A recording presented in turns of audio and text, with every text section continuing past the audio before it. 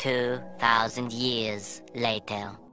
Hello mga idol, welcome back to my channel, at kung bago ka pa lang dito ikaw ay aking inaanyayahan na mag-subscribe, at pakiclick mo na rin ang bell icon para lagi kang nauuna sa mga bagong update at sa mga videong ina-upload ko. Balikan naman natin ang mga bagong update sa FPJ Batang Quiapo. Sinabi ni Enting na sana hindi na lang si David ang tunay na kapatid ni Tanggol at hindi niya tunay na ama si Mang Rugur dahil sa ginagawa sa kanya.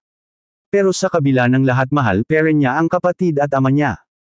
Samantalang binigbog naman ni Augusto si Amanda, at Primo naman kasama ang mga grupo niya ay binugbog din ng mga polis samantalang kinulong naman ni Augusto si Amanda at sila Primo ay nakita ni Rugur at sinabihang hindi na talaga sila magbabago, sama-sama na sila Tanggol Primo Berting sa kulungan makalaya pa kaya sila, abangan ang susunod na mga bago update dito lang sa FPJ Batang Quiapo, hanggang dito na lang God bless you all.